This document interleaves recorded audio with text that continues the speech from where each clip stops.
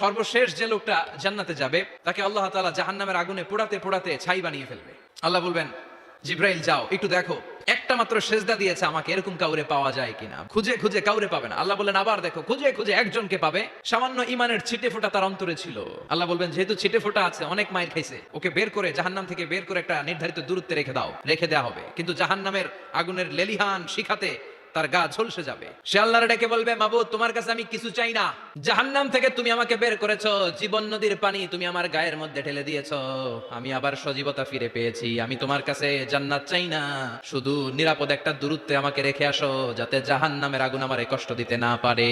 আল্লাহ জিব্রাইলকে বলবেন যাও এমন দূরত্বে রাখো যাতে জাহান্নামের আগুন ওরে কষ্ট না দেয়। রেখে আসা হবে। অনেকদিন সে ওখানে আনন্দে থাকবে, আল্লাহ শুকরিয়া করবে, সে মনে মনে বলবে বেঁচে গিয়েছি আমি। অনেকদিন থাকার পরে মনে মনে ভাববে বাইসা তো গেছি, কিন্তু নতুন করে একটু ট্রাই করে দেখি। আল্লাহ আগেই বলে রাখে আমি কিন্তু জান্নাতে যেতে চাই না। আল্লাহ বলবেন কি চাও? সে বলবে আল্লাহ তোমার জান্নাতটা তুমি কত সুন্দর করে বানিয়েছো, আমি একটা নজর শুধু দেখতে চাই, জান্নাতের দরজার সামনে নিয়ে যদি আমারে বসিয়ে রাখো দ্যাটস ইনাফ। আল্লাহ বললেন তুই না ওয়াদা করেছিস। সে বলবে আল্লাহ আমারে হতভাগা বানাইয়া তোমার কি লাভ? সুবহানাল্লাহ পড়ে, আমারে তুমি হতভাগা বানিও না। আল্লাহ বলে ঠিক আছে, আবার সিগনেচার কর যে জান্নাতের দরজার সামনে বসিয়ে দিলে আর কিছু চাবি না। সে সিগনেচার করে বলে আমি চাবো না।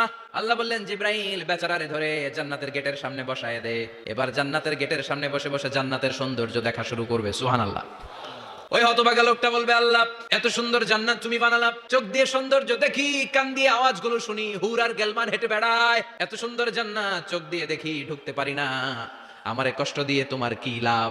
ও আল্লাহ আমারে তুমি মাফ করে দাও, জান্নাতের চিপার মধ্যে এক কর্নারে তুমি একটু আমারে জায়গা করে দাও। আল্লাহ বলবেন ওয়াই হাক ইবনা আদম, তোর ধ্বংস হোক হে আদম জাত, মা আগদারাকা, তোর চেয়ে বড় গাদ্দার আমি আমার সৃষ্টিকুলে কাউরে দেখি নাই, কারণ তুই আমার সাথে চুক্তি করিস আর চুক্তি ভঙ্গ করিস। আল্লাহর রহমতের দরিয়ায় তখন জোশ খেলে যাবে, ওর আকুতি মিনতি চাহনি আল্লাহর রহমতের দরিয়ার মধ্যে জোশ লাগিয়ে দিবে, আল্লাহর দয়া হয়ে যাবে, মায়া হয়ে যাবে।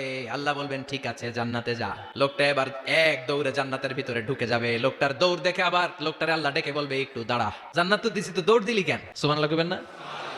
লোকটি বলবে আল্লাহ প্ল্যান তো আমি কম করি নাই, এত চেষ্টার ফলে আমি আসতে পারছি, আবার যদি তুমি বাইর করে দাও, এই জন্য এক দৌড়ে এমন চিপার মধ্যে লুকামো যাতে তুমি আমার না দেখো। আবার আল্লাহর রহমতের দরিয়ায় জোশ খেলে যাবে। আল্লাহ কাছে ডাকবে, কাছে আয়, ও গোলাম তোর কি মনে চায় আমারে বল, আজকে তুই চাইতে থাক, আমি দিতে দিতে তোর মনের সব আশা পূরণ করে দেব।